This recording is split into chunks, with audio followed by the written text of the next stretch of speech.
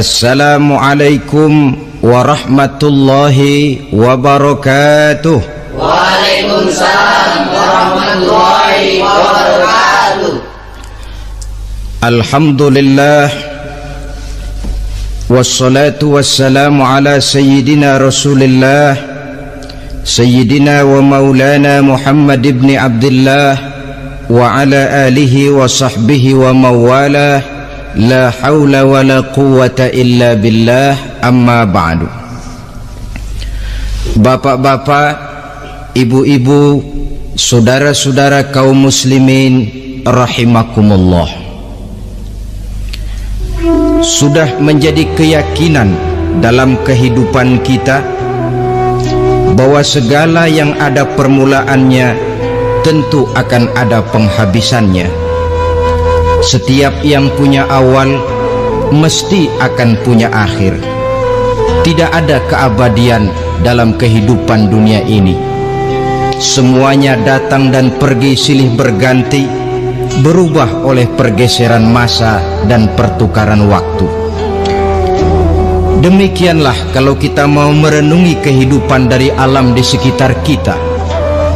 Sejak dari kehidupan tumbuh-tumbuhan, binatang, sampai kepada kehidupan kita, makhluk bernama manusia.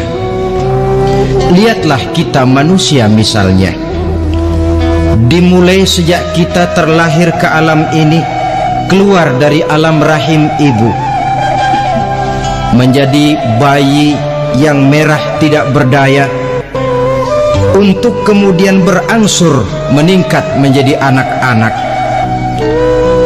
Dari kehidupan anak-anak berubah lagi kita menjadi remaja dengan segala keceriaan dan kelincahannya, dan dari masa remaja naik lagi kita memasuki usia dewasa, untuk kemudian berangsur memasuki hari tua. Lalu setelah kita memasuki hari tua, sehari, seminggu, sebulan, setahun, sampailah kita kepada batas waktu yang telah ditentukan oleh Allah, yang dinamakan ajal, dan bertemulah kita dengan yang disebut maut. Ini merupakan kepastian dalam kehidupan. Kalau saja kita mau merenung perubahan-perubahan yang terjadi pada diri kita, seharusnya membuat kita insaf dan sadar. Di kala remaja kita begitu lincah, punya rambut yang hitam ikal berderai, punya lesung di pipit, punya senyum yang indah menawan setiap orang yang melihat, punya kulit yang kencang dan bersih. Manakala kita memasuki hari tua, perubahan frontal pun terjadi. Kulit mulai jadi keriput, rambut yang tadinya hitam ikal berderai mulai memutih, nikmat berkurang, gigi yang tadinya utuh dan sanggup mengunyah apa saja, satu demi satu permisi meninggalkan kita. Sangat boleh jadi dikala remaja kita senyum semua orang terpikat, dikala hari tua dengan kulit yang keriput dan gigi yang tidak ada lagi, manakala kita senyum mungkin orang bakal lari dari sekitar kita. Kemana keindahan yang tadinya begitu menawan? Kemana senyum lesung pipit yang tadinya menarik perhatian orang? Pergi meninggalkan kita, berubah oleh pergeseran masa dan pertukaran waktu.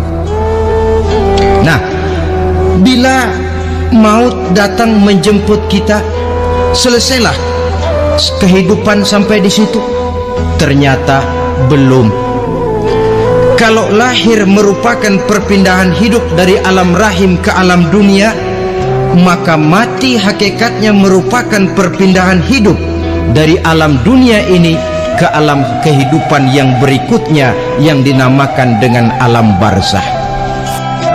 Andai kata hidup cuma sekali, secara moral kita sanggup berkata, alangkah tidak adilnya Tuhan. Kenapa? Dalam kehidupan ini kan aneka ragam terjadi. Ada orang yang zolim, ada orang yang dizolimi. Ada orang yang membunuh, ada orang yang terbunuh. Ada orang yang kaya, ada orang yang miskin. Ada orang yang jujur, ada orang yang menghalalkan segala cara. Sehingga banyak ketidakadilan yang terlepas daripada pengadilan dunia. Lalu orang pun bilang, di dunia ini katanya banyak pengadilan tapi sulit keadilan. Di dunia ini mudah mencari pengadilan tapi sulit untuk mencari ketidakadilan. Andai kata hidup cuma sekali, tidak akan ada hidup sesudah hidup yang sekarang ini. Bagaimanakah nasib mereka yang lepas dari pengadilan dunia ini? Alangkah tidak adilnya Allah andai kata tidak ada kehidupan sesudah hidup yang sekarang. Tentulah akan terjadi di mana orang menghalalkan segala macam cara untuk mencapai tujuan. Yang penting kan saya kaya, yang penting kan saya punya jabatan dan kedudukan tinggi. Kalau perlu jilat atas, jilat atas. Kalau perlu sikut kiri kanan, sikut kiri kanan. Kalau perlu injak bawah, injak yang bawah. Ini prinsip daripada orang-orang komunis. Dan pantas karena mereka tidak percaya kepada kiamat. Pantas karena mereka tidak percaya akan adanya kehidupan sesudah hidup yang sekarang ini. Maka saya menghimbau kepada seluruhnya, kita sudah kadung menyepakati negara ini berdasarkan Pancasila. Kita sudah kadung konsensus bahwa PKI dengan seluruh ajarannya tidak punya hak hidup di bumi Pancasila yang kita cintai ini. Maka salah satu ajaran PKI tujuan menghalalkan cara. Kita orang Indonesia yang berbudi pekerti luhur, yang punya nilai budaya tinggi, janganlah sampai mencaci PKI, membubarkan PKI, mengutuhkan PKI, tapi dalam kehidupan sehari-hari prakteknya prinsip komunis kita pakai. Apa itu? Tujuan menghalalkan cara. Asal sudah tujuan tercapai, cara apapun saja halal. Itu pandangan hidup orang yang tidak percaya kepada adanya hari akhirat. Sebagai muslim yang yakin akhirat ada, kiamat pasti akan datang. Hidup tidak cuma sekali. Maka kalau kita zalim, kalau kita berbuat aniaya, kalau kita melakukan korupsi, kalau kita merugikan orang lain, boleh jadi kita terlepas daripada pengadilan dunia. Tapi ingatlah, kita tidak akan pernah lepas dari pengadilan Allah, pengadilan Qadhi Rabbul Jalil, di mana kita akan diadili dengan seadil-adilnya, dan tidak satu perbuatan yang bersifat salah, yang bagaimanapun kecilnya, yang akan lepas dari pengadilan di akhirat itu nanti. Pantas saja kalau satu hari malaikat Jibril datang menasehati Rasulullah sallallahu alaihi wasallam, yang artinya juga menasehati kita semua. Apa kata malaikat Jibril kepada baginda Nabi? Ya Muhammad, ish ma syi'ta fa innaka mayyitun. Hai Muhammad, hiduplah semau kamu, tapi jangan lupa kamu pasti akan mati. Kalau memang dilarang tidak terlarang, dicegah tidak tercegah, kamu mau melaksanakan hidup menurut maumu sendiri, persilakan, hiduplah menurut mau dan gayamu. Tapi jangan lupa, fa innaka mayyitun, satu saat kau pasti bakal mati. Dan mati itu bukan akhir dari segalanya, dia babak baru bagi kehidupan selanjutnya. Silakan hidup menurut maumu, tapi jangan lupa kau pasti akan mati. Wa'mal ma syi'ta fa innaka majziyun bih. Kerjakan apa saja yang kamu mau. Kalau kau mau menghalalkan segala macam cara, persilahkan halalkan segala macam cara. Tapi jangan lupa kau akan mendapat balasan dari seluruh amal perbuatanmu. Wa ahbib ma syi'ta fa innaka mufariquhu, dan cintailah apa saja yang mau kau cintai. Kau cintai anak istrimu, silahkan. Kau cintai harta bendamu, tafadhal. Kau cintai tanah airmu, kau cintai pangkat dan jabatanmu, persilahkan. Tapi jangan lupa, fa innaka mufariquhu, kau pasti akan berpisah dan akan meninggalkan segala yang kau cintai itu. Apa artinya ini buat kita? Ternyata sesudah maut datang menjemput kita, ada kehidupan sesudah hidup yang sekarang ini. Ini yang mendorong kita untuk dalam kehidupan di dunia ini tidak melakukan prinsip saenake dewe, semaunya sendiri saja, asal perut kenyang, asal pangkat tinggi, asal harta dapat. Masa bodoh dengan merugikan orang lain, masa bodoh dengan menipu orang lain. Iku jenenge saenake dewe. Muslim tidak diajarkan.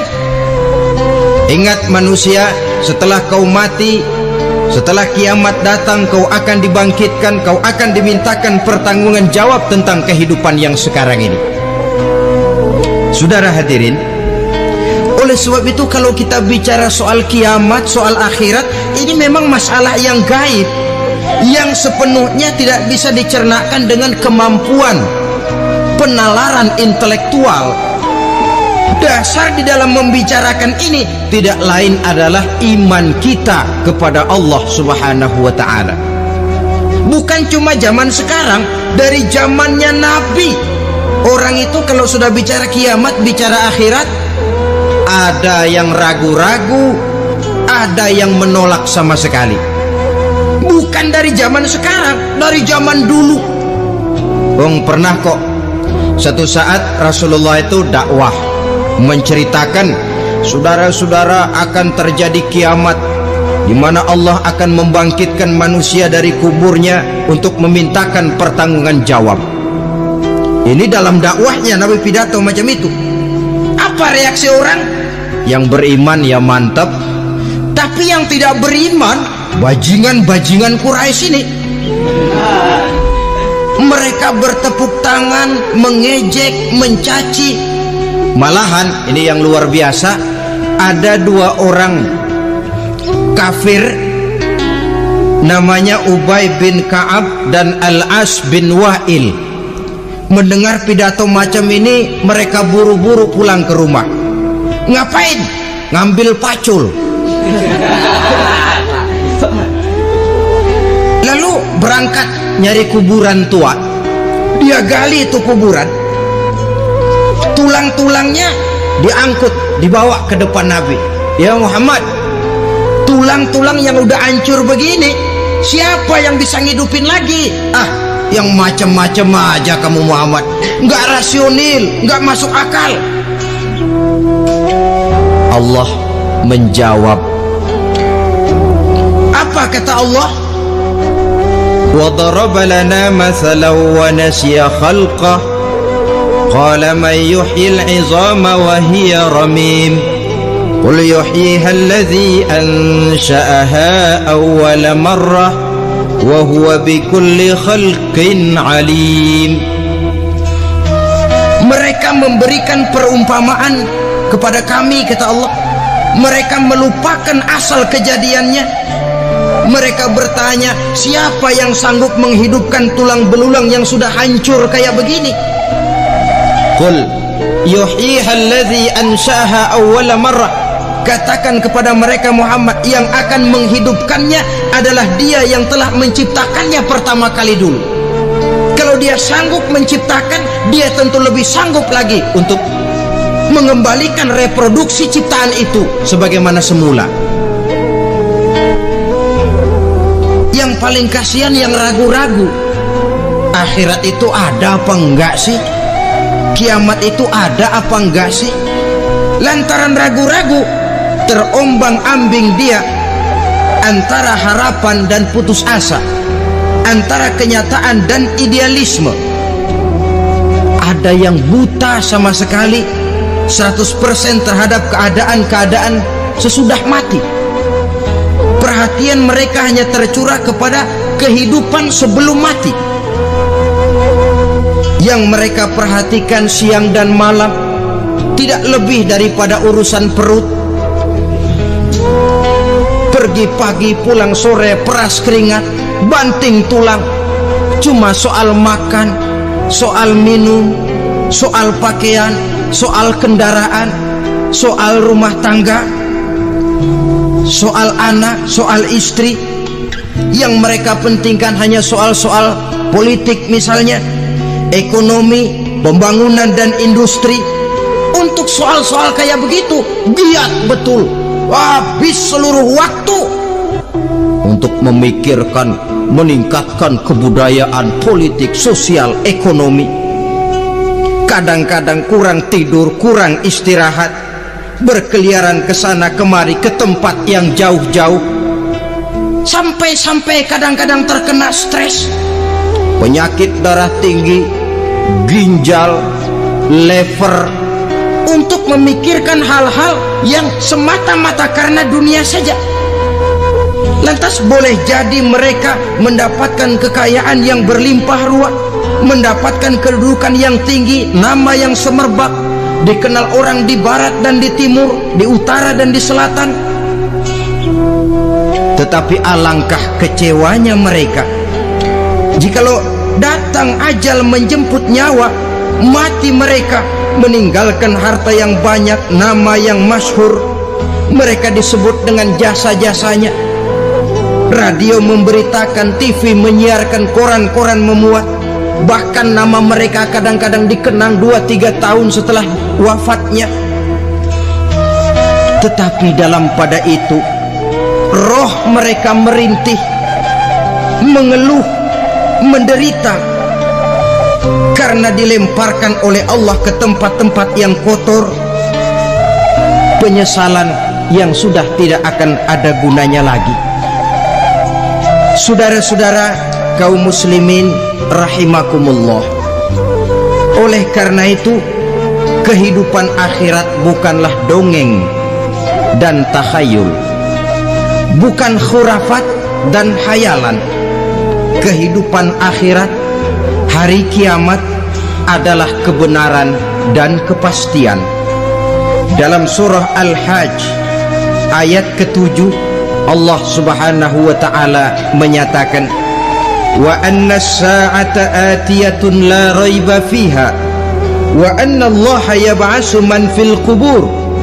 Dan bahwasanya kiamat itu sesungguhnya adalah sesuatu yang pasti dan tidak ada keraguan-raguan lagi di dalamnya, dan bahwasanya Allah sungguh-sungguh akan membangkitkan manusia dari kuburnya masing-masing. Nah, kalau kita sudah yakin kiamat sesuatu yang pasti adanya, akhirat sesuatu yang pasti adanya, dari mana pembicaraan tentang kiamat ini kita mulai? Tentu dari diri kita. Marilah kita mencoba melihat proses perjalanan hidup ini sampai kita memasuki kiamat. Hadirin, tidak ada makhluk secantik manusia. Tidak percaya? Pernah ke Ragunan? Nah, saudara masuk ke kebun binatang, segala macam makhluk ada di situ, ratusan macam jenis binatang. Bandingkan dengan saudara, kira-kira cakep mana?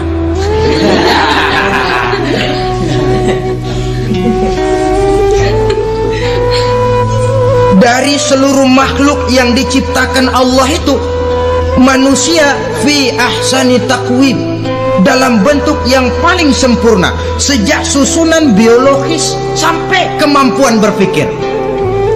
Biologis kita ya Allah, diciptakan kita begini rupa, diberikan 2 kaki untuk berjalan, 2 tangan untuk bekerja, diberikan 2 mata, dua-duanya di depan. Pernah saudara mikir kalau mata kita yang satu di depan, yang satu di belakang? Rasanya nggak laku kacamata itu.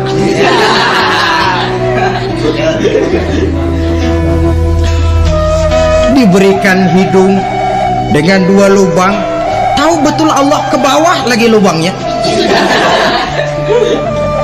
Coba pikir kalau lubang hidung kita menghadap ke atas. Aduh, kalau musim hujan repot jagain hidung. Laqad khalaqnal insana fi ahsani taqwim. Sungguh telah kami ciptakan manusia dalam bentuk kejadian yang paling sempurna ketimbang makhluk-makhluk Allah lainnya. Nah, kesempurnaan manusia ini oleh karena hidupnya terdiri dari 2 unsur pokok. Pertama unsur jasmani dan kedua unsur rohani, jasad dan roh. Jasad yang terlihat sekarang ini, potongan saudara yang ngejedok di depan saya ini jasad saudara. Ini yang berasal dari sari mepati makanan yang dimakan oleh bapak ibu kita, lalu hasil kerjasama yang baik antara ibu dengan bapak, terwujudlah kita. Kalimat langsungnya, jasad ini berasal dari tanah yang tadi berubah dari bayi, remaja, dewasa, meningkat hari tua. Yang berubah itu jasmani kita.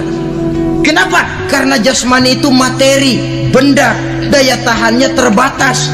Dia berubah oleh pergeseran masa dan pertukaran waktu. Apa ada orang makin tua makin cakep? Jasmani oleh karena dia materi, dia berubah oleh pergeseran masa dan pertukaran waktu. Nah, yang menyebabkan jasmani itu bergerak karena ada roh di dalamnya. Ini yang menyebabkan kehidupan.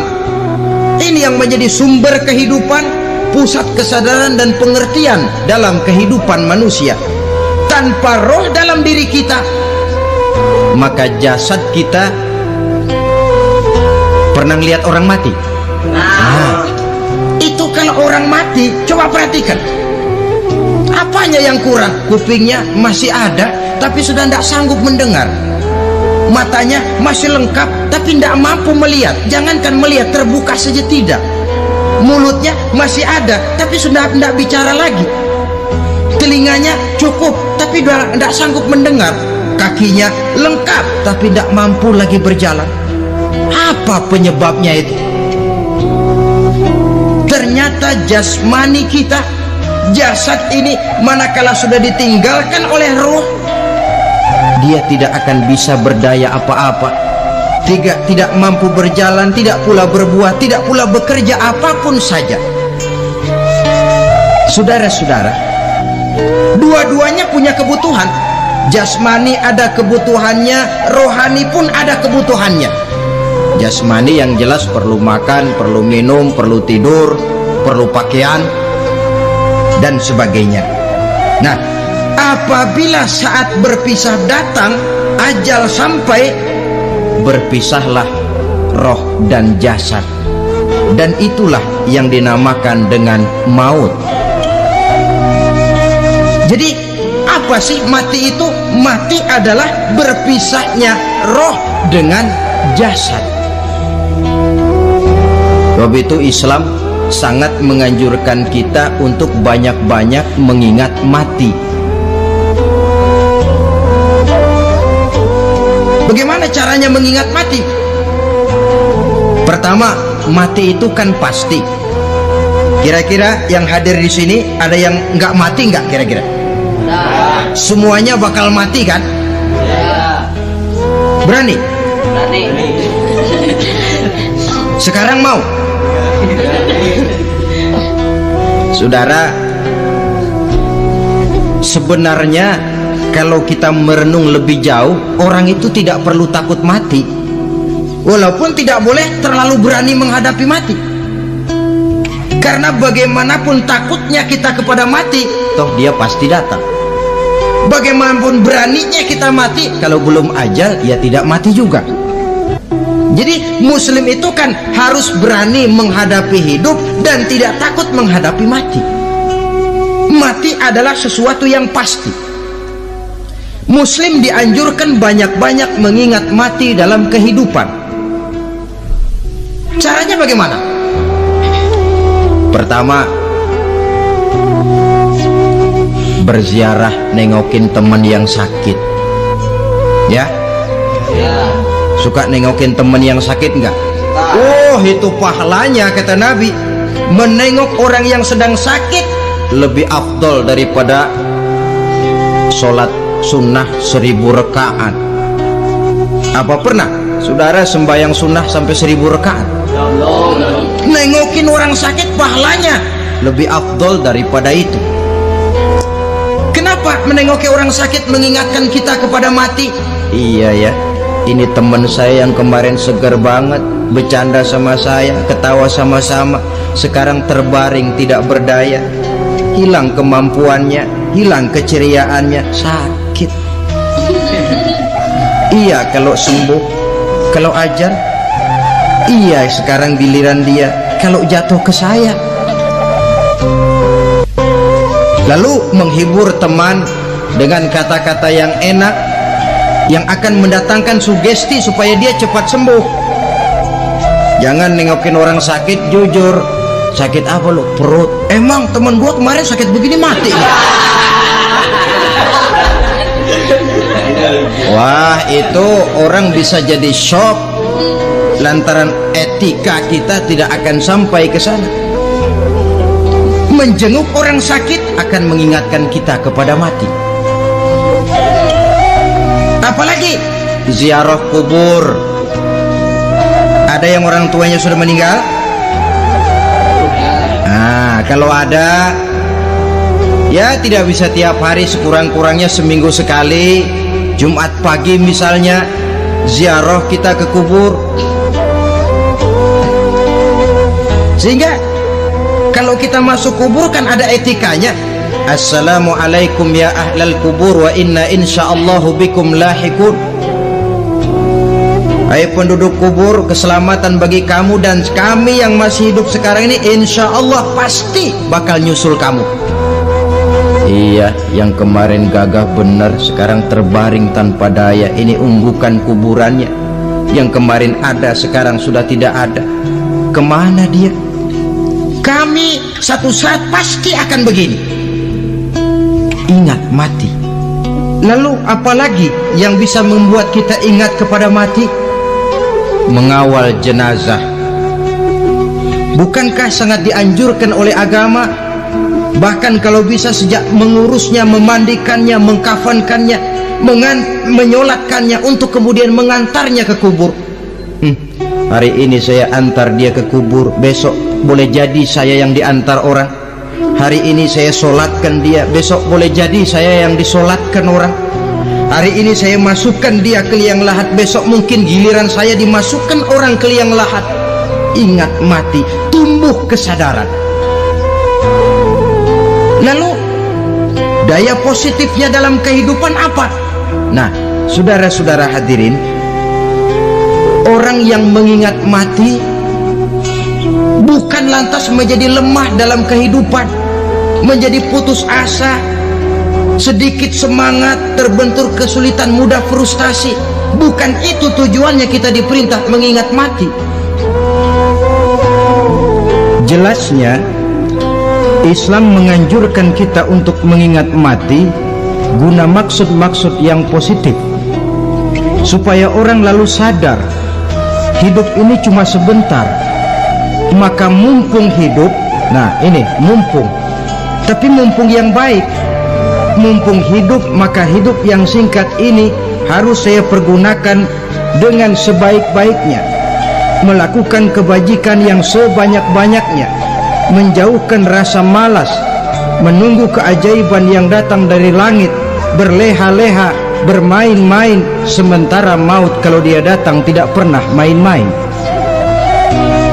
Pantas kalau seorang penyair bernama Syauqi memesankan tazawwad bittaqwa fa innaka la tadri idza hanna al-lailu hal ta'ishu ila al-fajri kam min sahihin mata min ghairi illatin wa kam min alilin 'asha hinan min ad-dahri. Persiapkan dirimu dengan takwa, sebab kamu tidak tahu apabila malam datang kamu masih bisa hidup apa enggak besok pagi. Apa ada jaminan saudara yang kumpul di depan saya malam ini besok masih bisa hidup? Tidak. Ada jaminan? Tidak ada sama sekali. Kam min sahihin mata min ghairi illatin. Berapa? Jangan yang remaja lalu berpikir, gua rasanya masih jauh banget mau mati. Ini sesuatu yang pasti yang kita tidak pernah diberitahu kapannya. Kalau dikasih tahu kapannya kan kita bisa, umpama malaikat maut datang ke rumah saya, saudara Zainuddin kau mati 80 tahun lagi. Wah, saya kan berhitung, masih lama, poya-poya aja dulu Tapi ini tidak pernah diberitahu kepada kita. Lantaran tidak diberitahu itulah kita perlu bersiap-siap dengan selalu mengingat-ingat mati yang mendorong kita untuk berbuat positif. Satu contoh peringatan mati yang mendatangkan positif pada peristiwa ketika turun perintah hijrah. Ketika di Mekah sudah terpepet turun perintah hijrah. Ini sahabat yang berangkat hijrah, jangan dikira semua bulat hati. Ada yang mikir, kalau saya hijrah berangkat dari Mekah ke Madinah, nanti di tengah jalan dicegat oleh kafir Quraisy lalu dibunuh, mati saya. Takut mati. Allah peringatkan, kullu nafsin za'iqatul maut. Kamu disuruh hijrah saja takut mati, padahal kamu tahu semua yang hidup bakalan mati. Diam saja di Mekah mati, hijrah ke Madinah pun akan mati.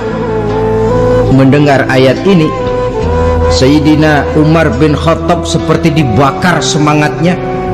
Kalau sebagian sahabat hijrah sembunyi-sembunyi, beliau mau hijrah itu malah bajingan Quraisy dikumpulkan dekat Ka'bah. Pidato, ya ma'syara Quraisy, dedengkot Quraisy, dengerin. Besok pagi yang namanya Umar bin Khattab mau hijrah dari Mekah ke Madinah. Siapa yang kepengen kepalanya berpisah dengan badannya, persilahkan cegat Umar di jalanan. Besok dengan tenang dia berangkat hijrah, gak ada yang berani nyegat. Tuh Quraisy juga barangkali mikir, gue ngapain nyegat penyakit. Begitu ingat mati, timbul semangat juang, timbul semangat berbuat. Ini ingat mati yang positif, bukan yang melemahkan semangat. Dah jangan kerja rajin-rajin dah, lu bakalan mati. Ini ingat mati yang salah pasang. Ingat mati seharusnya mendorong manusia untuk berbuat lebih tekun. Allah memberikan peringatan, qul innal mauta alladzi tafirruna minhu fa innahu mulaqikum. Katakan, maut yang kamu akan melarikan diri daripadanya, yang kamu takuti benar dia pasti akan datang menjemput kamu. Saudara-saudara hadirin yang saya hormati, datangnya memang tidak kita harapkan yang namanya maut, tapi sekali dia datang tidak ada pintu tempat kita lari. Dia memang tidak pernah kita undang, tapi sekali dia datang mengetok pintu, kekuatan apa yang bisa menolak? Dia sebuah tanda seru dalam kehidupan. Apa yang menyebabkan orang takut mati? Pertama barangkali karena dia tidak tahu bagaimana kehidupan sesudah mati. Alam kubur gelap, alam akhirat gelap, sehingga dia bingung. Lantaran bingung lalu jadi takut. Yang kedua boleh jadi oleh bayangan-bayangan dosa yang pernah dia kerjakan di dunia ini. Kerjanya cuma menumpuk dosa. Dia gembira, bahagia, tertawa di atas tumpukan dosanya, merasa segan berpisah dengan seluruh kehidupan ini. Sehingga boleh jadi maut adalah sesuatu yang ditakutkannya benar dalam kehidupan. Tapi bagaimanapun takutnya, tidak ada tempat lari dari dia. Dalam ayat lain Allah jelaskan, Ainama takunu yudrikumul mautu walau kuntum fi burujin musayyadah. Di mana saja kamu berada, dalam benteng yang paling tangguh sekalipun, maut pasti akan datang menjemput kamu. Nah, bagaimana caranya maut datang menjemput kita? Bila datang dia, sang malaikat pencabut nyawa, malaikat Israel namanya, hendak mengambil roh kita. Dalam suasana macam begitu, di akhir kehidupan dunia, dalam berhadapan dengan sakaratul maut, terbagilah manusia dalam dua bagian besar. Pertama, yang menghadapi sakaratul maut itu dengan husnul khatimah, baik di akhirnya, sehingga pada saat ruhnya berpisah dengan jasadnya, kelihatan dia seperti senyum, mukanya cerah. Bahkan sebelum itu boleh jadi dia sempat meninggalkan pesan-pesan yang baik. Ada yang sempat azan, ada yang sempat baca Quran. Pernah kan nemui orang yang mau mati seperti itu? Yang sempat azan, yang sempat baca Quran, yang sempat meninggalkan wasiat-wasiat yang baik. Sebab apa? Malaikat maut datang menjemput mereka juga dengan baik-baik. Dicabut ruhnya perlahan-lahan, tapi sungguh pun perlahan-lahan. Pedihnya, sakitnya tetap tiada tara. Rasulullah Sallallahu Alaihi Wasallam, dikala beliau hendak berhadapan dengan sakaratul maut, diceritakan mencelupkan tangannya ke dalam gelas berisi air, lalu mengusapkannya ke muka beliau seraya berdoa, "Ya Allah, mudahkan saya dalam menghadapi sekarat ini." Beliau juga yang mengatakan bahwa sakitnya sakaratul maut sama dengan 300 kali bacokan pedang. Sehingga kita diajarkan doa. Di antara doa selamat itu kan ada, Allahumma hawwin alaina fi sakaratil, ya Allah, mudahkan saya di dalam menghadapi sakaratul maut itu.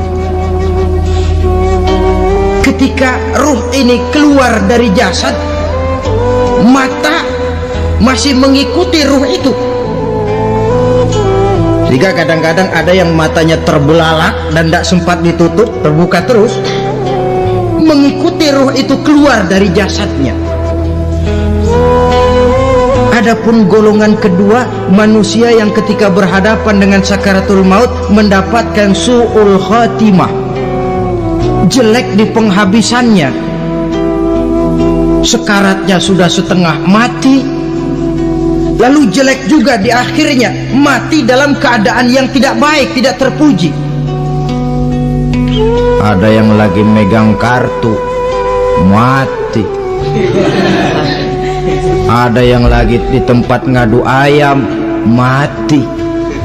Ada yang lagi di tempat pelacuran, mati. Ada yang lagi megang botol minuman keras, mati. Nih barangkali malaikat maut gemes banget nariknya, lu bajingan, lu tarik terus dan mati. Su'ul khatimah. Makanya bagus itu, kadang-kadang di majelis-majelis taklim kan sering dibaca, ya Allah biha, ya Allah biha, ya Allah bihusnil khatimah. Kan ada itu? Ada enggak? Saudara hadirin, mohon agar oleh Allah kita diberikan husnul khatimah, baik di saat ruh akan berpisah dengan jasad. Ini sesuatu yang pasti. Sang malaikat maut datang menjemput nyawa. Setelah ruh berpisah dari badan, maka tinggallah sang badan, ditangisi oleh semua yang kita tinggalkan. Sehingga kepada putrinya Fatimah, ketika malaikat maut datang hendak menjemput baginda Nabi, beliau berkata kepada anaknya, Fatimah, kamu tahu siapa yang datang? Saya tidak tahu, Bapak. Yang datang hadimul lazat, itu dia yang menghancurkan seluruh kesenangan dunia. Wa qati'us syahwat, yang memisahkan kita dengan seluruh yang kita cintai. Dia malaikat maut, Pak. Manakala jasad sudah ditinggalkan oleh ruh, itulah yang dikerubungi orang. Anak menangis, istri menangis, orang tua bersedih, teman-teman merasa kehilangan, menangisi jasad.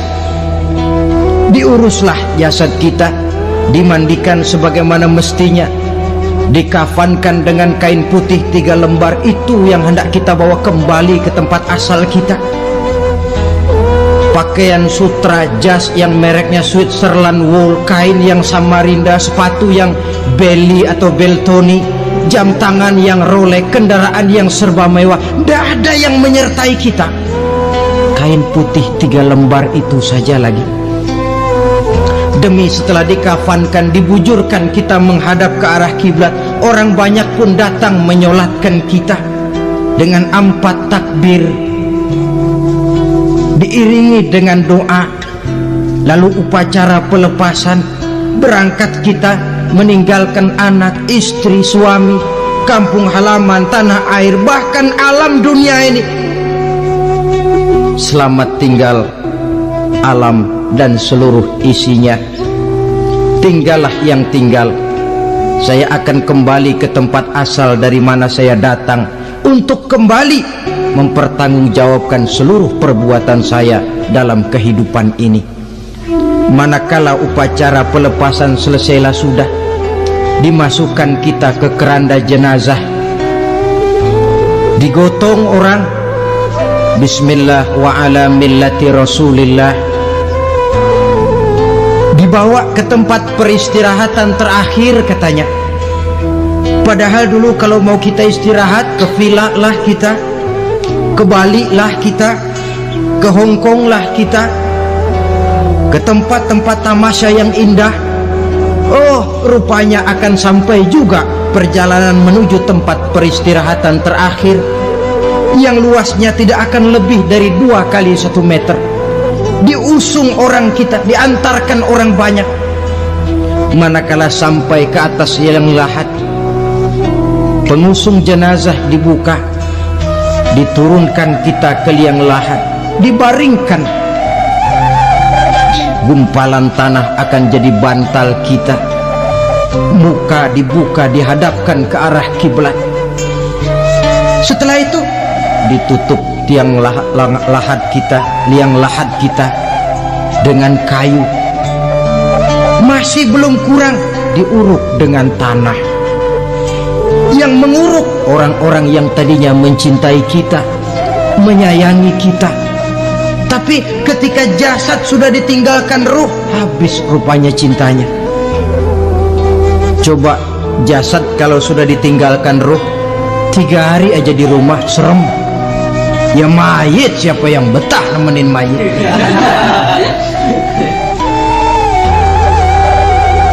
Lalu bila upacara pemakaman selesai, maka berusahalah semuanya. Para pengantar akan kembali ke rumahnya masing-masing. Maka masuk kita ke alam kehidupan, yaitu yang disebut alam barzakh atau alam kubur. Apa selesai hidup sampai di situ? Tidak. Hanya beberapa langkah setelah yang mengantar kita pulang. Diriwayatkan dalam hadis Bukhari dan Muslim, bila seseorang sudah diletakkan di kuburnya, lalu yang mengantar kembali pulang, maka roh si mayit akan dapat mendengar bunyi terompah orang yang pulang itu. Bunyi terompahnya terdengar. datang dua malaikat menanyakan dia dengan pertanyaan-pertanyaan yang kalau bisa dijawab dengan betul. Dua malaikat yang bernama Munkar Nakir akan bilang, jawabanmu betul, tenanglah kau di sini, naumatal arus, tidurlah kau di sini seperti tidurnya pengantin. Orang yang baik-baik di alam kuburnya akan mendapat nikmat kubur, sehingga masa penantian yang lama. Sebab jangan lupa, kita masuk ke kubur itu kan menunggu sampai datangnya hari kiamat. Jadi kalau kiamat umpama masih 1000 tahun lagi, ya 1000 tahun kita menunggu.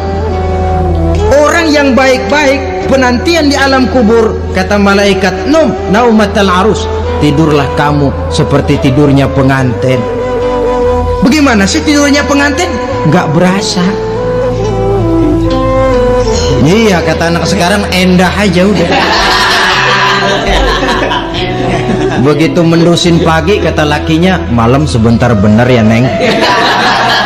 Sebentar betul katanya malam. Ya tentu saja tidak terasa. Kenapa? Dia tidak pernah memikirkan waktu, terbawa oleh kenikmatan dan kelezatan yang dirasakannya dalam kehidupan.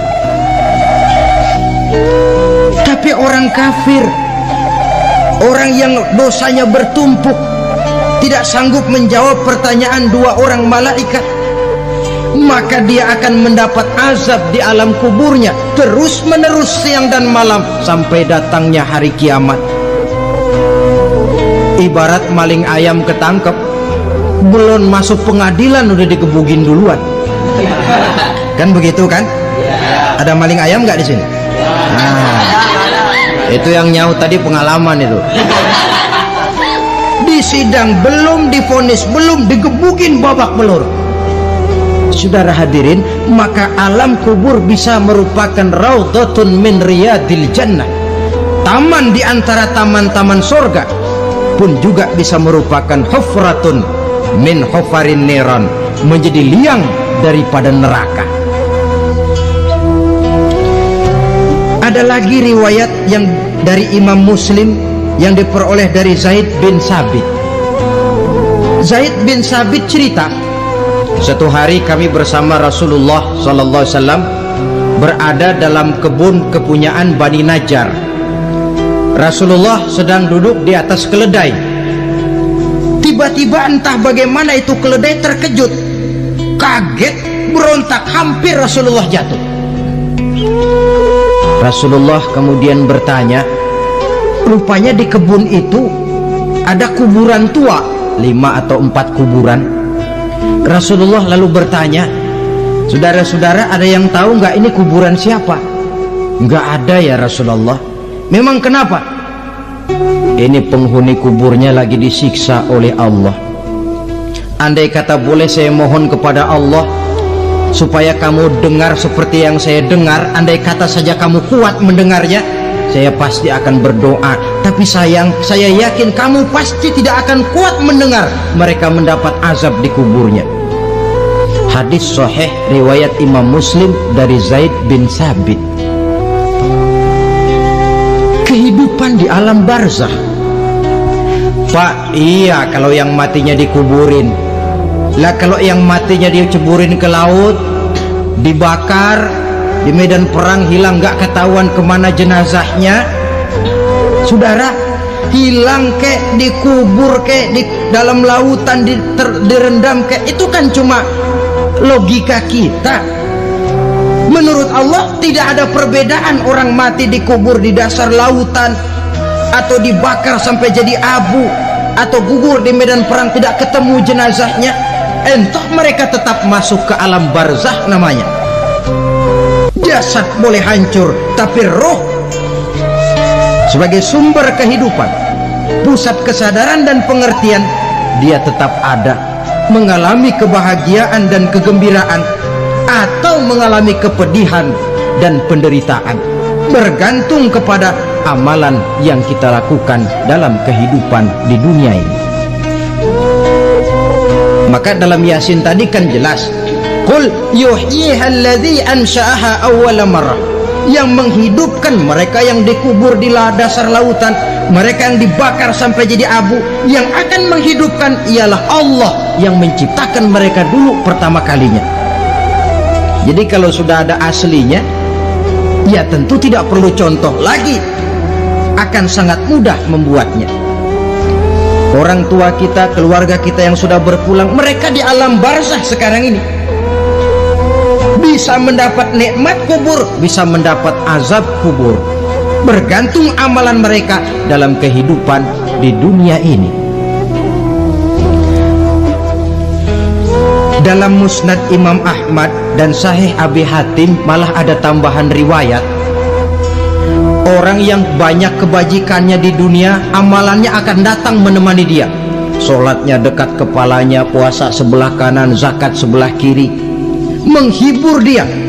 Malahan dikatakan berbentuk orang yang cantik menemani dia di alam kuburnya. Aneh, dia tanya, man anta lam ara fid dunya ajmal minka. Siapa kamu? Di dunia ini belum pernah saya melihat orang secantik kamu. Dia jawab, ana amaluka soleh. Saya adalah amalmu yang soleh yang kau kerjakan waktu di dunia. Saya sekarang diperintahkan untuk menemani kamu di sini. Alhamdulillah. Sedangkan amalnya yang jahat akan datang dalam bentuk yang menyeramkan menemani dia di sana. Bayangin dah, di kuburan ditemenin yang serem-serem. Sama juga di dunia. Di dunia, kalau kita di tempat gelap ditemenin orang cakep, enak nggak? Wah, pengalaman. Tapi coba bayangin, sudah tempatnya gelap, yang nemenin jelek nggak ketulungan, gerah kita. Nah, saudara hadirin yang saya hormati, lalu bagaimana tempat arwah-arwah yang sudah kembali menghadap Allah yang disebut mustaqarrul arwah itu? Macam-macam tingkatannya sesuai dengan profesi dan amalannya waktu di dunia. Ada roh-roh itu yang setelah pisah dengan jasad, artinya mati, ditempatkan di tempat yang disebut a'la iliyin, tempat yang tertinggi. Siapa ini? Arwahnya para nabi dan para rasul. Ini fi a'la iliyin, di tempat yang tertinggi. Arwahnya para nabi, arwahnya para rasul. Dan karena kita bukan nabi, bukan rasul, ya jangan mimpi dapat tempat fi a'la iliyin, kecuali kalau Allah menghendaki. Itu hak prerogatif Allah, tapi kan tidak adil kalau Allah melakukan itu. Ini kelompok roh-roh yang masuk golongan VIP. Wah, the first class. Para nabi, para rasul. Lalu ada pula roh-roh itu yang setelah pisah dengan jasadnya diumpamakan seperti burung-burung hijau yang berterbangan di perkebun-kebunan surga. Roh siapa mereka ini? Rohnya para syuhada, orang-orang yang mati syahid gugur membela agama. Nah, ini bedanya orang mati syahid dengan pahlawan, ya. Apa bedanya syuhada dengan pahlawan? Kalau syuhada, orang yang gugur membela agama, niatnya karena Allah, mati syahid. Kalau pahlawan, orang yang gugur membela negara, orang yang dianggap berjasa kepada pemerintah. Klimaksnya, kalau orang mati syahid jelas surga, tapi pahlawan belum tentu surga. Kenapa?